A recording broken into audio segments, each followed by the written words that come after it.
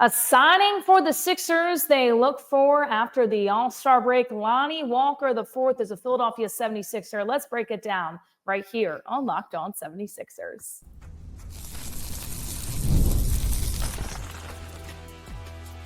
You are Locked On 76ers, your daily Philadelphia 76ers podcast, part of the Locked On Podcast Network, your team every day.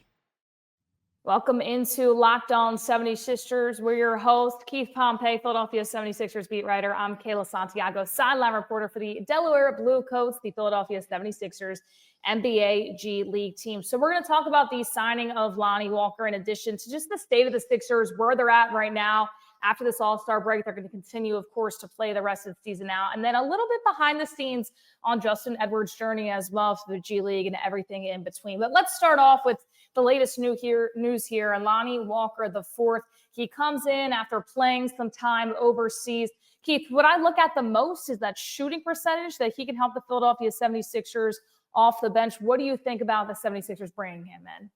You know, I think it's a good it's a good safe acquisition. I mean, when you look at it, it's a 2-year, $3 million deal. It's basically it's a team option for the second season. So really, what they're doing is with the remaining part of the season, they're basically going to see how he fits in, how he looks. You know, he's the type of guy that you felt from even before this season started a couple years ago. Even when they brought him in for a pre-draft workout before the 2018 draft, that he was a guy that you felt like he could help him out a little bit, you know? So you look at it now and you say to yourself, like, okay, Lonnie Walker's athletic, you know, like you talked about his shooting percentage. But to me, it's like the intangible things, like getting rebounds, you know, assists, playing with grit, playing hard. He could be a pretty good acquisition. Now, the one thing is, though, his career, he was with the Spurs. That didn't really work out well for him. Mm-hmm. Then he goes to the Lakers and he ends up with Brooklyn. He was with the Boston Celtics in training camp last year. He was like the last guy that got cut. He played well. You know, he goes overseas. It's just I want to know how much he has left in the tank. But again, I do like the acquisition. And now the big question is who are they going to get rid of to keep him? But I do like the acquisition.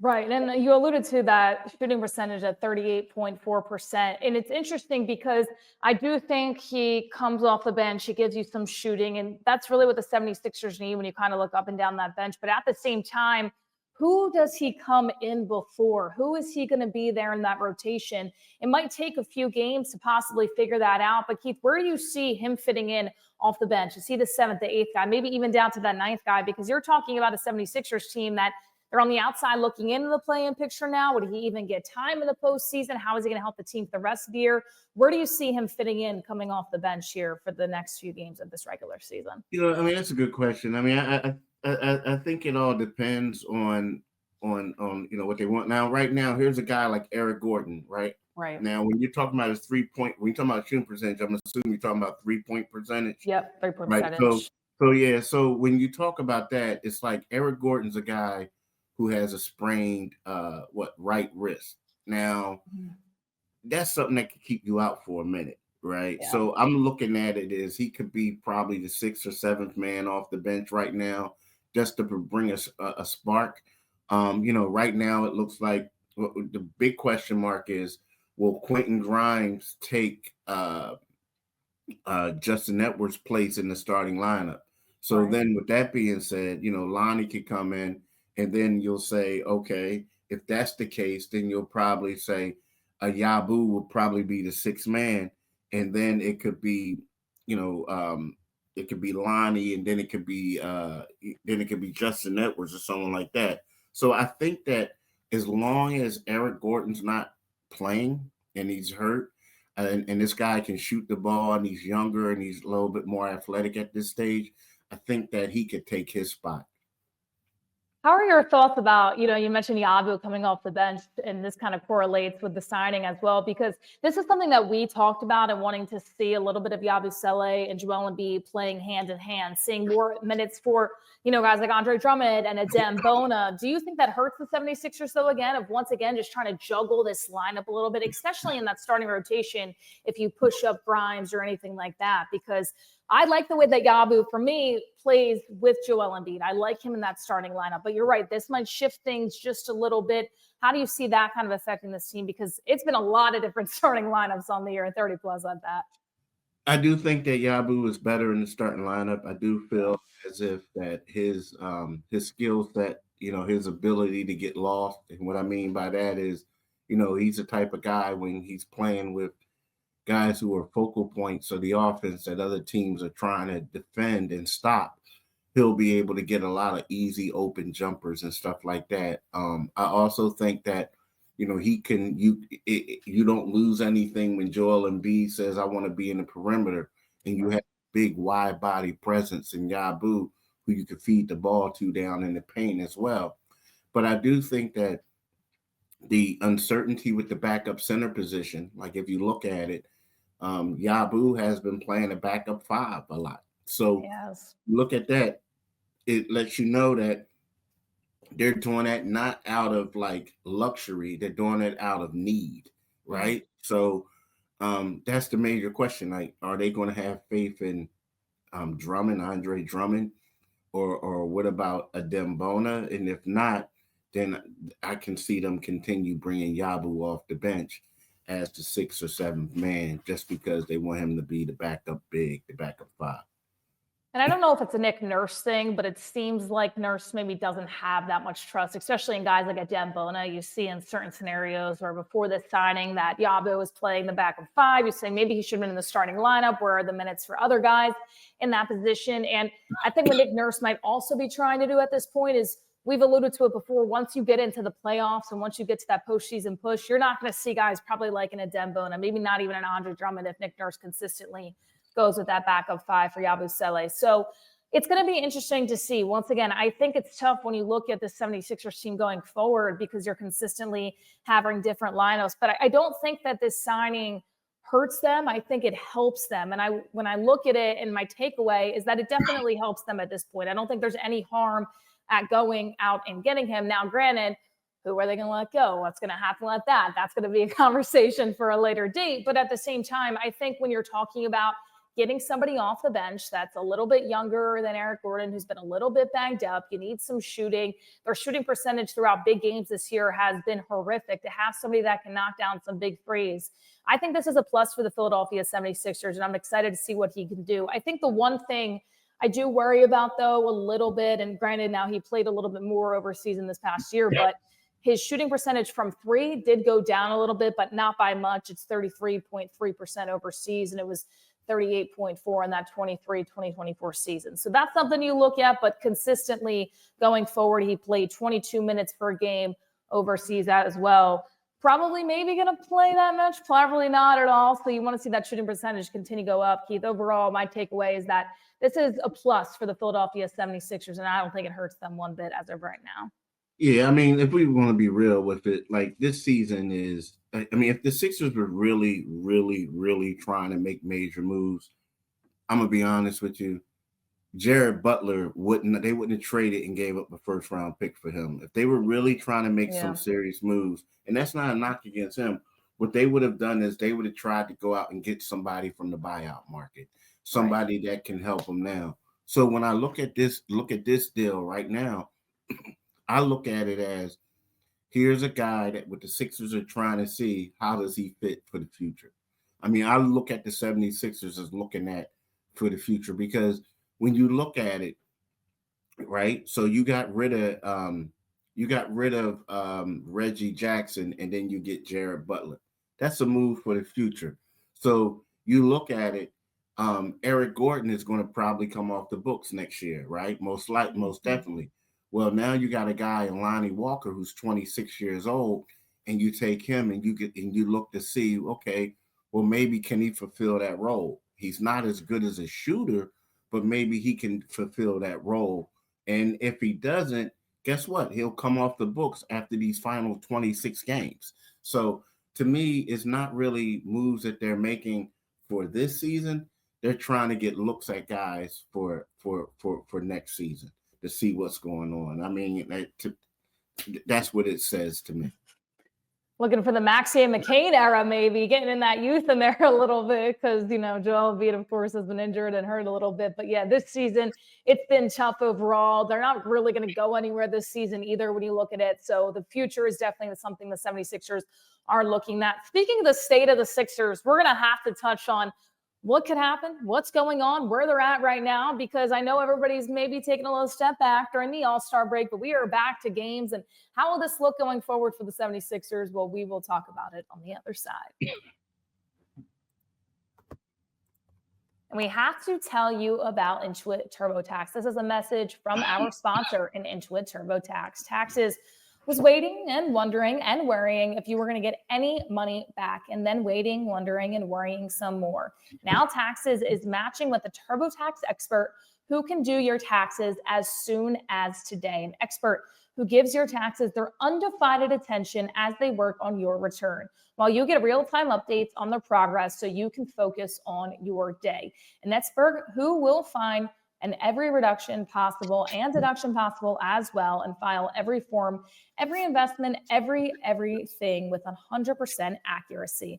Also, you can get the most money back guarantee. No waiting, no wondering, no worries. This is Taxes. Get an expert now on TurboTax.com. Only available at TurboTax Live full service. Real-time updates only in iOS mobile apps. See guarantee details at TurboTax.com/guarantees. Once again, that is TurboTax.com/guarantees. All right. So how does this look for the Philadelphia 76ers going forward? Lost their 5 games before the All-Star break. They're 1.5 games behind the Bulls, and that is the last play-in spot. I think if you're the Sixers, you're thanking Adam Silver and company for adding in this play-in tournament a few years back, because now you have an opportunity to actually play for a playoff spot. But there's a 5.5 gap between them and the 9th place Miami Heat. So Keith, I think it's really tough to tell where they end up, because how many games is Joel Embiid going to play? How many games is Paul George going to play? There is 2 realities to the situation. They can probably go up above the Bulls and be that 10 spot and get into the play-in tournament, maybe get knocked out in the play-in or knocked out in the first round. Or they kind of give these guys some rest, do the surgeries early that need to happen or need to not happen. Where are you at on the state of the Philadelphia 76ers right now? Because at the end of the day, at this point, especially bringing Lonnie Walker in, I think that they're going to go for that play-in spot just so that they don't fall into that, well, you can't get a number 1 pick, and then you also don't make it in the playoffs in that middle ground. It's weird. That's a great question. I'm a little down on the Sixers now. Beforehand, I was thinking, because I'm looking at it right now, and the 76ers they're in the 11th spot. They have a 5-game losing streak. The teams ahead of them, the Chicago Bulls and the Miami Heat, have 4 games losing streak. So if the Sixers would have won a couple of those games, they would have been right in the mix. Yeah. And the reason why I'm down on them is because, they had practice yesterday, and Joel Embiid and Paul George, and after practice, Tyrese Maxey was there, and they were shooting balls, and everything was great, right? And everybody was excited. But I'm going back to that last game against the Brooklyn Nets, and where Paul George only had 2 points, right? Yeah. I'm going back to after the game where there's a report, because everybody was destroying them, and they're saying he has been shot up for, getting injections for the last 4.5 games over all the ailments he's going through. And then also where Joel Embiid tells Lisa Salters that he may need surgery this summer, and then he tries to walk that back afterwards. So to me, I don't even know how long Embiid and Paul George want to play. I don't. So you know what I mean? Like when you hear stuff like that, so I'm to a point where, are they going to shut it down? Like, last podcast we were talking about, should they shut it down or not? So again, everything you say is true. They're right there, and they do have the talent on paper to be able to make a run. But when you look at the moves that they're making, in regards to, going out and getting a two-way point guard and converting him for a full-fledged deal. There were some pretty good guys who were available that they could have won after in the buyout market, and they got Lonnie Walker. I like him a lot, but there's some other guys available who could have immediate impact with them. I don't know if they feel like they can make a strong run, and all we know is if Paul George has another bad game or Joel Embiid's in pain, his knee keeps hurting him, is he just going to say, maybe it's best to shut me down? And the same for Paul. So, I lost some faith in the team. I really have. I really have. I lost some faith in the Sixers. What I think they should do, or what I feel they should do, I think are two different things coming from my end, because if Joel Embiid needs surgery, you absolutely should shut him down right now. There is no point. You are not going to get past the first round. You might not even get into the play-in. You might not even – that's the thing people forget too. If the 76ers get into the play-in at the 10th spot, they have to win 2 games in order to get to the first round. Then you have to play the first round on a guy that has had the pressure and the swelling in his knee, that he struggled playing games consistently. What happens when you have to do all that consistently as well? Is the injury only going to get worse? For Paul George, he clearly is not even at 50% right now of his capability, even if that's still there for him at this point of his career.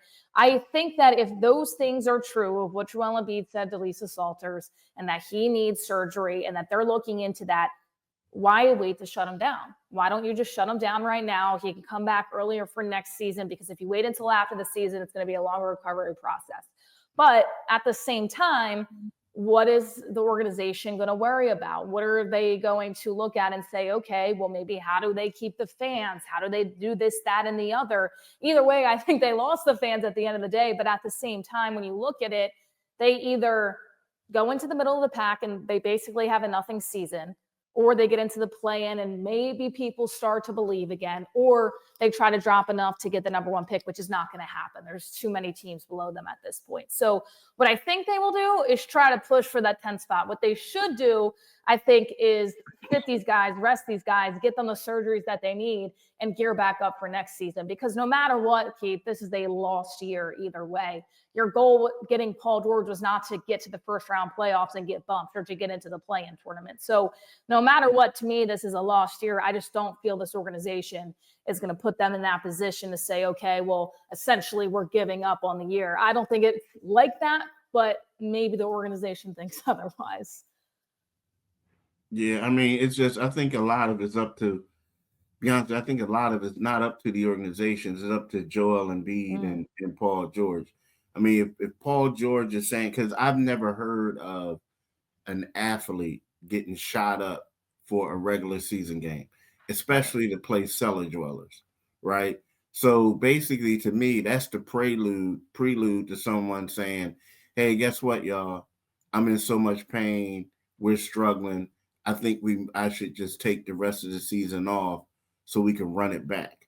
And the fact that somebody comes out and tells a TV reporter that, hey, I may need surgery, and you told them that on the heels of your president of basketball ops having a press conference saying you don't need surgery, it's kind of like, to me, it's like, okay, I understand what the team is saying, but this is how I feel, right? So if Joel says he's done for the rest of the season, if he experienced knee swelling again next week, it's and done. if Paul George is like, if he says that he can't move, because let's face it, Paul George can't get by anybody right now. So if he's saying like this is because of the ailments he has, it's not going to get any better in the playoffs. So, what I mean? So unfortunately, yeah, typically, it's a team decision, but let's be real. This is a players' league. You got 2 high-profile athletes making a lot of money, and if they don't want to play, they're not playing. They're not playing, and it seems like this could be a setup. Now, again, they could battle through it, but I believe that Embiid's statement and the stuff that Shams had about Paul George are out for these guys to basically say, look, we don't want to play the rest of the season if it gets to that point.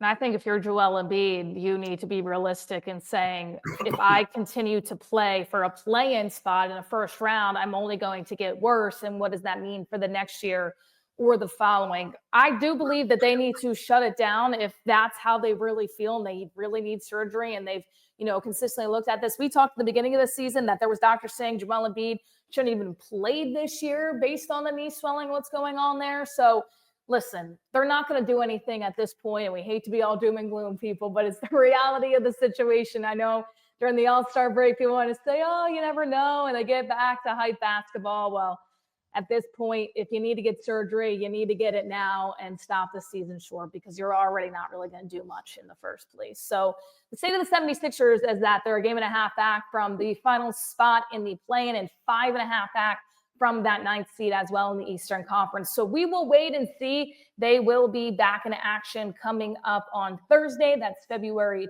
20th at 7 p.m. against the Boston Celtics at home in the Wells Fargo Center. Well, when we come back, we are going to hear some positive thoughts on the side of the 76ers, a former Delaware Blue Coat and two-way player in Justin Edwards. We hear from the head coach of the Delaware Blue Coats in Mike Longabardi on his thoughts of Justin Edwards getting an NBA deal, also him retiring his jersey at Imhotep High School and everything in between. So we will have that on the way when we return on Locked On 76ers. But we do have to tell you about Hungry Root. When it comes to grocery shopping and meal planning, I've had this ongoing problem. I just don't have the time between work, life, trying to eat a little bit healthier, traveling. I was constantly feeling stressed out. I go to the grocery store, buy things I didn't need, and then end up with no time to actually cook.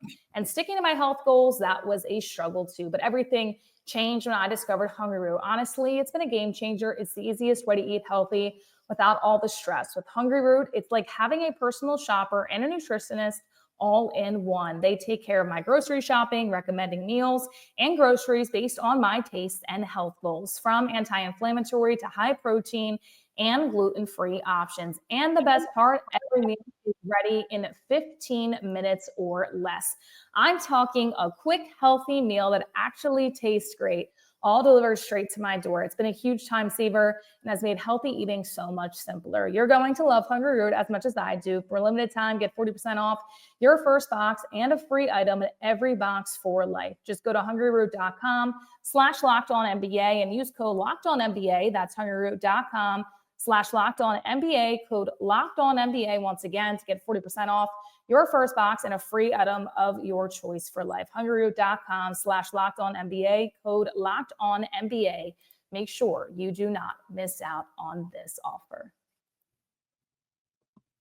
Justin Edwards started this season as a two-way player, spent some time with the Delaware Blue Coats in the NBA G League, and of course the Philadelphia 76ers before getting that full standard deal, kind of how Ricky Council did the season prior. I got a chance to talk to the head coach of the Delaware Blue Coats and Mike Longabardi, who also spent a ton of time, 20 years as an assistant in the NBA coaching as well.